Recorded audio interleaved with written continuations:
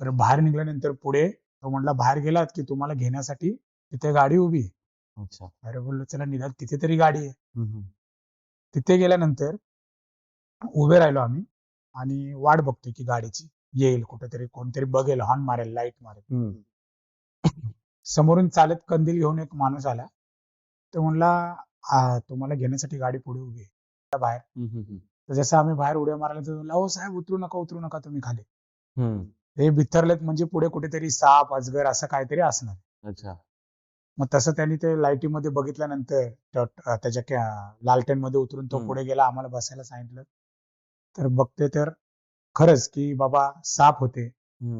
तिथे रस्त्यामध्येच त्यांचं काय वारुळ वगैरे असेल जवळ. तर म्हटलं ही परिस्थिती इथेच आहे, तर आपण अजून पुढे जाणार तर काय असणार आहे. बरोबर.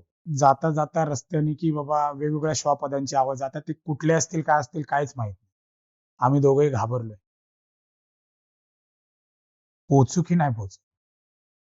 ज्यावेळी आम्ही आउटपोस्टला पोहोचलो, तिथे पोहोचल्यानंतर ते पावसाळ्याचे दिवस होते.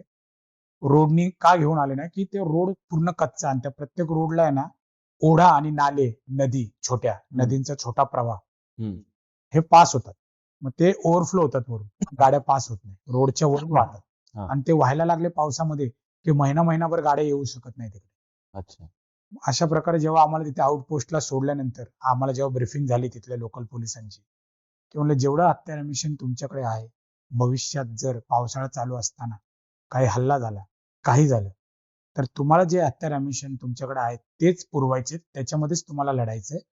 तुम्हाला ग्राउंडनी मदत येईल, किती लवकर येईल, किती वेळात येईल, ह्या पावसाच्या अशा निसर्गाच्या ह्या अशा रुद्रावतारामुळे किती वेळात येईल, किती वेळात पोहोचेल, ह्याचा टाइम टेबल आम्ही सांगू शकत नाही. ज्यावेळी तुम्ही त्या आउटपोस्टला नियुक्त असता तेव्हा तुमचं संरक्षण तुम्हालाच करायचे. तुमच्याकडे असलेल्या कुमक हत्यार दारुगोळ्याची त्याच्यावरच तुम्हाला ती करायची.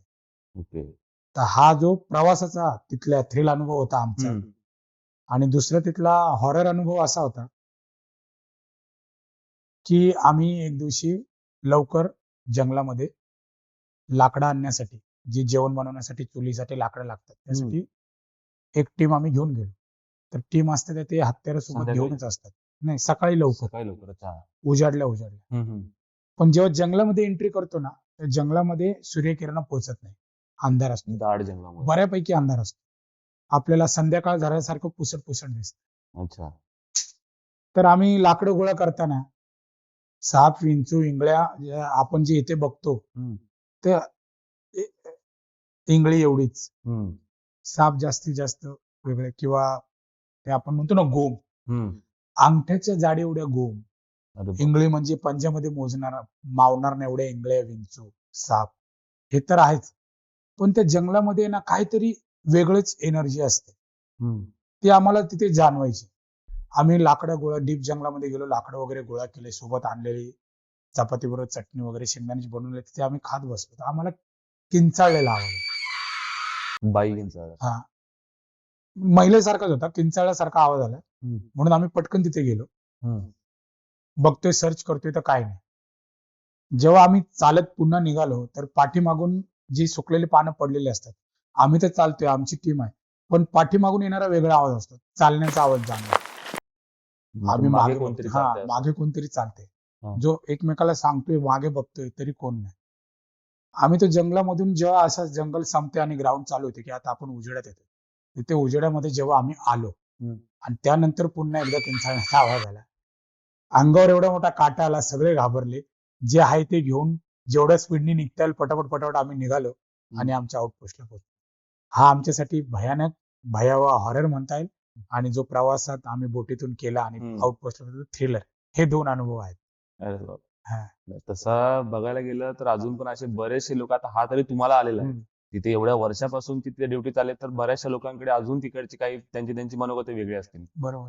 तर माझा अजून पुढचा क्वेश्चन असा होता की जेव्हा गडचिरोलीला ड्युटी नेमणूक झाली जाते, आता प्रत्येक वेळी असं काही नसतं की कधी मुंबई पोलीस मधला काही गट असेल, कधी पुण्याचा असेल, साताऱ्याचा असेल, तर त्यांचं जे ट्रॅव्हल आहे त्यांना तिथपर्यंत इंडिव्हिज्युअली जावं लागतं का सरकारतर्फे कसं आहे, काय नियोजन कसं असतं त्याचं? पूर्वी आपापल्या युनिट मधून आहे ना मोठ्या पोलिसांच्या गाड्या असायच्या, बस, अच्छा. किंवा ट्रक हा हा. ह्याच्यामधून रोडनी प्रवास करावा लागायचा. कॉन्वेस असतं. कॅनवॉय सारखा प्रवास हा, हा, करावा सर. लागायचा नागपूरपर्यंत. हा. आणि तिथून मग पुढे आम्हाला गडचिरोली हेडक्वार्टरला जायचो आम्ही. ओके. हल्ली काही वर्षापासून सुविधा ट्रेनची केलेली आहे. ट्रेनने नागपूरला, मुंबईतून असेल, पुण्यातून असेल, कुठूनही जे युनिट आहेत, ते युनिट ज्या ठिकाणाहून निघतील तिथून त्यांची ट्रेनची बुकिंग केली जाते बोगीची, आणि त्या बोगीने तिथपर्यंत सोडलं जातं. याचा सर्व खर्च सरकार बघते. अच्छा.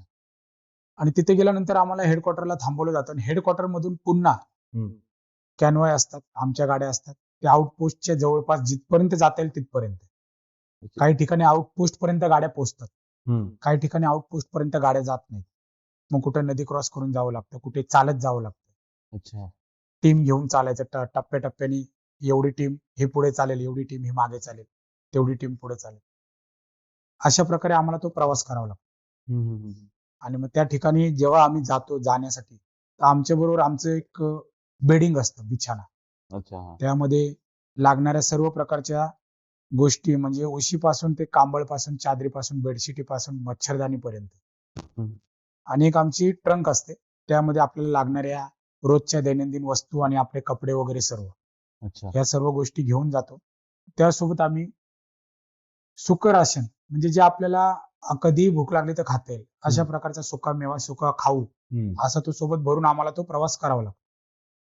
जेव्हा आम्ही बाय रोड प्रवास करायचो तेव्हा ठराविक ठिकाणी हॉटेल, ढाबे अशा ठिकाणी थांबून किंवा नाश्त्याची ठिकाणी थांबून तिथे आम्हाला नाश्ता करायला भेटायचा, आराम वगैरे करायला भेटायचा. तिथे ढाब्यांवर हौद असतील तिथे आंघोळी करायला भेटायची. पण तो प्रवास खूप 2-2, 3-3 दिवसाचा व्हायचा. आता ट्रेनची सुविधा केल्यापासून बरं झालंय की बाबा 700-750 किलोमीटरचा प्रवास आहे मुंबईमधून, तो 8-10 तासामध्ये होऊन जातो ट्रेनने. पुढे गेल्यानंतर फक्त कॅनवॉयने प्रवास करावा लागतो. हे प्रवासाचं आमचं नियोजन असतं जागेवर पोहोचेपर्यंत. ओके. आणि तुम्ही तिकडे आता ज्या प्रकारे आपण बघितलं की जो हॉरर एक्सपिरियन्स तिकडचा तुमचा होताच, तर तशाच प्रकारे मला थोडं नक्षलवादी ह्यांच्याबद्दल विचारायला आवडेल की आता जसा प्रकारे तुम्ही कॅनवॉयने तिकडे प्रवास करतात किंवा कधी कधी तिथपर्यंत गाड्या पोहोचत नाहीत, तर तेव्हा तिथून पुढे चालत वगैरे जायला लागतं, तर त्यावेळी त्यांच्याकडून हल्ला वगैरे व्हायची शक्यता असतात का? तेव्हा तेवढी सिक्युरिटी प्रॉपर असते की तेव्हा नाहीच होणार, त्याची गॅरंटीड असेल का अनप्रेडिक्टेबल असेल?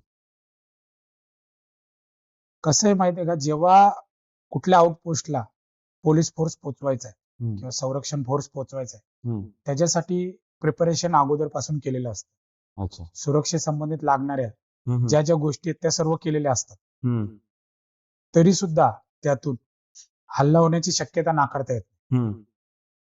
त्या दृष्टीनेच हा कॅनवॉयचा प्रवास केला जातो. किती वेळा तरी कॅनवॉय जाताना किंवा येताना किंवा आउटपोस्टला जाताना किंवा पेट्रोलिंगला जाताना आपण न्यूज मध्ये बघितलंच असेल की हल्ले झालेले आहेत, कॅनवॉय ब्लास्टिंग केलेले आहेत, रोडमध्ये पुलवामा जसं ब्लास्टिंग. झाला त्या प्रकारे. तर ते नाकारता येत नाही की सुरक्षेची सर्व जबाबदारी घेतली तरी हल्ला होणार नाही, पण त्या हल्ल्याला तोंड कसं देता येईल त्या तयारीमध्ये तो प्रवास केला जातो.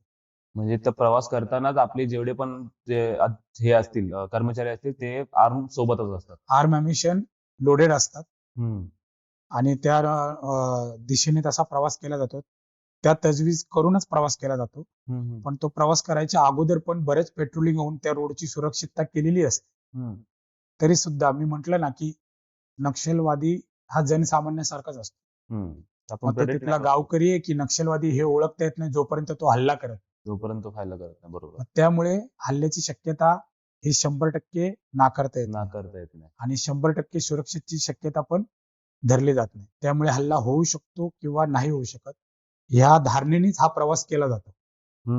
ऍक्च्युली मला ह्या गडचिरोली या विषयाबद्दल एक पिक्चर मी बघितला होता, चक्रव्यूह करून. तर त्या चक्रव्यूह पिक्चर मध्ये तुम्ही तो पाहिला असेल. हो, पाहिलं. तर त्याच्यामध्ये ज्या प्रकारे त्या नक्षलवाद्यांचं जी लाईफ दाखवली जंगलामधली, तर तशाच प्रकारचं काही नक्षलवाद्यांचं तसं काही असेल का? म्हणजे त्यांनी त्यात पण दाखवलंय की ते जेवढे पण पोलीस फोर्स तिकडे जे अपॉइंट झालेली आहे त्यांच्या अगेन्स्ट मध्ये ते कशी चळवळी करतायत, त्याच्या अगेन्स्ट त्यांचे अटॅक स्ट्रॅटेजी कसे बनवतायत किंवा त्यांना पोलिसांनी कसं टॅकल वगैरे केलं. तर तीच परिस्थिती गडचिरोलीचीच आहे का ते काही त्यांनी वेगळ्या म्हणजे इमॅजिनरी टॉपिक वरती बनवलंय? त्यातलं जी परिस्थिती दाखवली किंवा हल्ला केलाय किंवा त्यामध्ये ते कसे राहतात किंवा त्या चळवळी कशी उभारतात किंवा पोलीस त्यांच्या चळवळींना सरकारतर्फे कसं उत्तर देतं, सेम आहे, ऍज इट इज आहे. त्यामध्ये काही गोष्टी मनोरंजनासाठी पिक्चर मध्ये टाकल्या जातात, पण त्यातल्या ज्या ठराविक गोष्टी आहेत किंवा आमने सामने त्यांचं जेव्हा कॉम्बॅक्ट होतं किंवा युद्ध होतं किंवा फायरिंग होते, त्या घटना सत्य आहेत किंवा त्या ट्रॅप लावलेला असतो. पोलीस पेट्रोलिंग चालले, ते लोक ट्रॅप लावतात, लपलेला असतात. नैसर्गिक संपत्तीचा वापर करून ते त्या झाडं पाल्यात वगैरे ह्याच्यामध्ये ते लपतात आणि पोलीस कॅनवाय चालले आणि ते चारी बाजूने हल्ला करतात. सत्य अशा प्रकारचे हल्ले होतात. ते हल्ले होतात त्या अनुषंगानेच त्या चित्रपटामध्ये त्याला थोडं मनोरंजनाचा तडका देऊन त्यात दाखवलं गेलंय. पण असंच आहे, पोलिसांच्या आणि नक्षलवाद्यांच्या मुठभेड ही होतच राहते, घडतच असते आणि तिथे पेट्रोलिंग कायम चालूच असतात. संरक्षणाच्या हेतूने ते केलंच जातं आणि त्यांचं जे जंगलामध्ये राहतात किंवा कसे सर्व्हाइव्ह करतात ते सुद्धा, पोलीस सुद्धा कुठल्या मिळेल त्या वस्तूंवर उपजीविका केली जाते खाण्यापिण्याच्या संदर्भात. आणि अंधारामध्ये रात्री किंवा दाट जंगलामध्ये मच्छरांचा त्रास आहे, किड्यांचा त्रास आहे, याच्या अशा परिस्थितीमध्ये सुद्धा तिथे ते सुद्धा आणि पोलीस सुद्धा तिथे सर्व्हाइव्ह करून ते आपापल्या परीने आपापली लढाई लढतात. तेव्हा सरकारतर्फे पोलीस खातं आपापल्या परीने आपले 100% तिथे देत असतं. आणि समजा असं तुमच्यासोबत असं कधी काय झालंय का की तुम्ही कुठल्या पेट्रोलियमला आहात किंवा तुम्ही कुठल्या बंदोबस्त इथे आहात आणि तेव्हा त्यांच्यासोबत कॉम्बॅक्ट फायरिंग तसा काही एक्सपिरियन्स घडलाय का तुमच्यासोबत? आमच्यासोबत एक्सपिरियन्स तसा आमने सामने फायरिंगचा घडला नाही. ओके. पण आमच्या आउटपोस्टच्या समोर एक झाड होतं सागाचं. त्या झाडाला त्यांनी येऊन एक हे असतं त्यांचं, काय बोलतात, चिठ्ठी की हलफनामा एक असतो त्यांचा, की बाबा आम्ही असं असं आहे आणि आम्ही अशा अशा ठिकाणी हल्ला करणार आहोत. त्यांचा एक मेसेज मेसेज ते आमच्यापर्यंत कसा पोहोचेल, कारण आउटपोस्टच्या बाहेर आम्ही दिवसातून एकदा निघतोच आजूबाजूचं सर्च करण्यासाठी आणि लाकडं गोळे करण्यासाठी, जेणेकरून ते आमच्या नजरेतील अशा मोठ्या झाडावरती चिठ्ठी ते लावून जातात आणि किंवा तुमच्या आउटपोस्टवर आम्ही हल्ला करू. मग त्यावेळी आम्ही त्या आउटपोस्टला एकदम सतर्क पहारा असतोच, पण तरी सुद्धा डबलने पहारा करतो. एक प्रत्येक ठिकाणी 1 जण असतो, त्या ठिकाणी 2-2 जण नेमले जातात किंवा तो पहारा सतर्क कसा होईल. त्यावेळी रात्री ते लोक झोपले जात नाही. त्यापूर्वी रात्री 2 तासाची झोप घेणारे असतात, तर 1-1 तासाची झोप घेऊनच पुन्हा पहारे करणारे असून सुद्धा आतमध्ये आउटपोस्ट मध्ये विविध ठिकाणी लोक एकत्र बसतात, जेणेकरून काही जर झालं तर त्याला पटकन रिस्पॉन्स देता येईल हल्ल्याला. तर असं, आणि मला तुम्ही म्हणाल तर फायरिंगचा अनुभव नाहीये, पण एकदा आमची तिथून रिलीफ होणार होते, आम्ही रवाना होणार होतो आमच्या क्षेत्रात गडचिरोलीमध्ये. तर आमची कॅनवाय मुवमेंट केली होती, सर्व सुरक्षेच्या बाबतीत लागणाऱ्या सर्व प्रोसिजर पार केलेली होती आणि आमची कॅनवाय निघाली होती. आमची कॅनवाय निघणार तेवढ्यात आम्हाला पुढून मेसेज आला की अमुक अमुक ठिकाण, अमुक अमुक नाला, एवढ्या अंतरावर त्या नाल्याच्या इथे ब्लास्टिंग लावलेली आहे 7 किलोची. तुम्ही जर तिथून पास व्हाल तर तुमची कॅनवाय उडवली जाईल. जस्ट काही वेळा आधी आम्हाला ते कळल्यामुळे तो एक संभाव्य धोका होता, तो टळला आणि आम्ही पुन्हा रिटर्न आमच्या आउटपोस्टला गेलो. त्यानंतर मग पुन्हा प्रोसेस असते की ती पूर्ण एरिया पूर्ण सर्च करायचा, रोडच्या कडेने आजूबाजूची गावं. पुन्हा जोपर्यंत सिक्युअर होत नाही तोपर्यंत तुमची मुवमेंट होत नाही. तर ह्या अशा परिस्थितीमुळे काय होतं की 3 महिन्यासाठी गेलेले असतात, त्यांना घरी येण्यासाठी 6-6 महिने 8-8 महिने लागतात. जर आजच्या तारखेला ती मुवमेंट होती, ब्लास्टिंग मुळे कॅन्सल झाली, ती पुढे 10-15 दिवस किंवा महिन्यांनी असते. लगेच घेता येत नाही. जोपर्यंत सिक्युअर आहोत आपण ह्या रोडनी जाण्यासाठी, पेट्रोलिंग पार्टी कन्फर्मेशन देत नाही तोपर्यंत ती कॅनवाय तिथून निघू शकणार नाही. म्हणजे हेच रिझन मेन म्हणता येईल की जे त्यांची 3 महिन्याची ड्युटी असून पण ते 6-6 महिने एक्सटेंड होतात. त्याचं मेन रिझन हेच आहे की या रिझन मुळे त्यांना जे निघाले असतील ते पण थांबवलं लागतं. मग आता एवढं सगळं सिरियस डिस्कशन झाल्यामध्ये एक नॉर्मल असा प्रश्न आहे की तिकडचा जो तुमचा 6 ते 7 महिन्याचा जो कालावधी आहे, तिथे जे तुम्ही तुमच्या आउटपोस्ट मध्ये राहता, तिकडचं राहणीमान वगैरे त्याचा एक्सपिरियन्स म्हणजे आता काहीशा जर आपण आजकाल बघतोय बिग बॉस वगैरे, हा. तर त्याच्याप्रमाणेच असं एक आहे की काय म्हणजे आता बिग बॉस मध्ये बघतो भांडणं बिडणं ते हा. कारण की 10 प्रकारची लोक एकत्र आले की त्यांचे प्रत्येकाचे मतभेद वेगळे होतच असतात. तर तसे तिकडे काय आहे? म्हणजे तुमचा एक्सपिरियन्स काय तिथला 6 ते 7 महिने एका ठिकाणी काढण्याचा? पहिला महिना दीड महिना हसी मजाक खेळकूद ड्युटी आणि इथल्या तिथल्या गप्पा ह्याच्यामध्ये जो जो मोकळा वेळ मिळतो तो ह्याच्यामध्ये आम्ही घालवून स्वतःचं मनोरंजन करून घेतो. पण नंतर नंतर तेच तेच चेहरे, तेच तेच विषय, छोट्या छोट्या गोष्टीवरून खास खास मित्र असतात त्यांच्यामध्ये भांडणं होतात. चिडचिड वगैरे. अगदी बिग बॉस काहीच नाही त्याच्यासमोर. त्याच्या व्यतिरिक्त एक्स्ट्रा होतात, चिडचिड होतात, भांडणं होतात. त्याचं मेन कारण असं असतं, एकाच ठिकाणी बराच वेळ राहिल्यामुळे कुठलं कम्युनिकेशन नाही, बाहेरशी काही संपर्क नाही, कुटुंबाबरोबर बोलणं नाही, कुठला मनोरंजनासाठी टीव्ही वगैरे असं काही साधन नाही. तिथे फोन वगैरे पण अलाउड नव्हता. फोन वगैरे तिथे नेटवर्कच नाही, टॉवरच नव्हते. आता बऱ्यापैकी बऱ्या ठिकाणी झालेत. तिथे जेव्हा ही कामं करते ना सरकार, तर त्या सरकारला ते कामं करण्यापासून रोखलं जायचं, त्यांच्यावर हल्ले केले जायचे. टॉवर टाकण्यासाठी जर कर्मचारी आले की त्यांच्यावर हल्ले केले जायचे, ते टॉवर उडवले जायचे. रोड बनवण्यासाठी आले की त्यांच्यावर हल्ले केले जायचे, डांबरी रोड बनवून द्यायचे नाही. त्यामुळे तिथपर्यंत कुठली कम्युनिकेशन कुठली सुविधा पोहोचत नाही. तर रोजचे मित्र रोज एकत्र जेवण बनवून जेवण खाणारे, बसणारे, गप्पा मारणारे, सुख दुःख वाटणारे, ते नंतर नंतर एकमेकावर भांडायला लागतात, वाद होतात, अक्षरशः हमरी तुमरी होते. एक वेळ अशी येते की एकमेकाच्या अंगावर सुद्धा धावून जातात. अरे बाप. कारण तेवढंच आउटपोस्ट मध्ये राहत असतो आपण रोज रोजचा. ते आउटपोस्ट केवढा असेल एक अंदाजे सांगायला मला? आउटपोस्ट एक एरिया कमीत कमी आउटपोस्ट एवढं मोठं असतं की समजा ती बॉर्डर सोडली तर फक्त आपला एरिया, राहायचा एरिया. खूप झालं तो काही ठिकाणी आउटपोस्ट आहेत ते अर्धा एकरचे आहेत. अच्छा. काही ठिकाणी 1 एकरचे. अच्छा. अंदाजे एवढेच असतात. आणि एका आउटपोस्ट मध्ये किती तरी असतात? एका आउटपोस्ट मध्ये तिथल्या जागेचे म्हणजे तिथलं जे गाव आहे किंवा तिथला जो प्रभाव आहे नक्षलवाद्यांचा, ते बघून तिथे संख्याबळ नेमलं जातं. तर काही ठिकाणी कमीत कमी 20-25 असतात. बाहेरून आम्ही आलेलो पोलीस आणि तिथले लोकल पोलीस. अच्छा. लोकल पोलीस पण सोबत? हा, लोकल पोलीस सोबत असते, ते पण तिथेच राहतात. ते आणि काही ठिकाणी संख्याबळ जास्त असतं. काही ठिकाणी 50-50 लोक असतात. अच्छा. त्यांचे लोकल पोलीस. तिथले नक्षलवादी यांचा प्रभाव त्या गावावर किंवा त्या जागेवर कसा आहे त्या हिशोबाने तिथे आउटपोस्टला नेमणूक केली जाते. तर तुम्ही म्हणल्याप्रमाणे 1.5-2 महिन्यानंतर आमच्याकडे पण बिग बॉस चालू होतं. ही आपली एक टीम असते, तू आणि मी मित्र आहे. आपली टीम, ते आणि ते मित्र आहेत. मग आपल्यात भांडणं होतात, मग मी त्या टीम मध्ये जातो, मग तो टीम मधल्या ह्या टीम मध्ये येतो आणि मग हा असाच तो तसाच चालू असतं. ह्याने बनवलं, त्यांनी जेवणाचं काय आणलं ते, त्यांनी बनवलं, त्यांनी जेवणाचं काय आणलं ते त्याच्यावरून ह्याच्यावरून म्हणजे सांगण्यासारखं नाही, असं क्षुल्लक गोष्टीवरून वाद होतो. ते तर आहे. म्हणजे 50 प्रकारची लोक एकत्र आल्यानंतर ते होणारच आहे. तिथे जे आम्हाला पाण्याचा सोर्स उपलब्ध असतो ना, तर काही ठिकाणी पाणी पिल्यानंतर आमचे दात सुद्धा काळे पडतात. पाणी? हा, तर ते हात पंपाने जेव्हा पाणी वर येतं तर आम्हाला स्टीलचे डबे असतात जेवणाचे.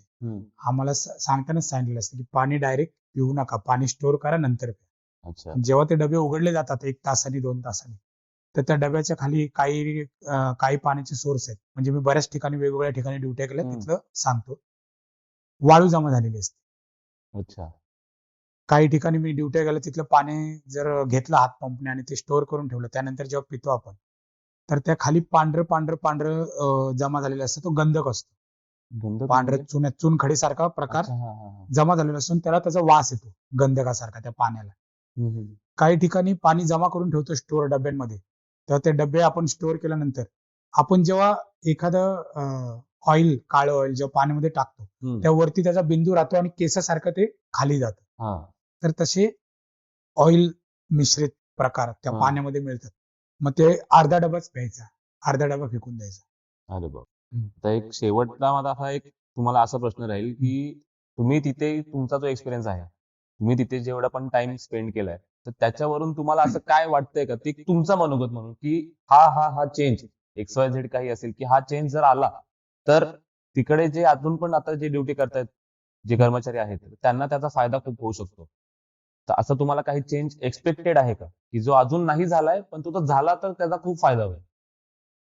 मेन म्हणजे आता मी 2012 नंतर 11 नंतर हम्म.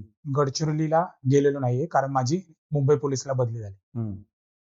आता बऱ्याच लोकांकडून ऐकण्यात आलंय की बऱ्याच ठिकाणी रस्ते पोहोचले, बऱ्याच ठिकाणी कम्युनिकेशन वाढले, मोबाईल टॉवर आहेत, अच्छा. डिश टीव्ही लागतायत अच्छा. मनोरंजनासाठी, आणि बऱ्याच ठिकाणी कॅनवाय आउटपोस्ट पर्यंत पोहोचतायत, हा, आणि चालत जावं आता लागत नाही. पोलिसांपेक्षा आता जे सीआरपीएफ जास्त आहे ना, ते हो, फोर्स आहे. पोलिसांपेक्षा सीआरपीएफ जास्त आहे हम्म. आणि बऱ्याच आउटपोस्टला कॅनवाय पोहोचतायत. अच्छा.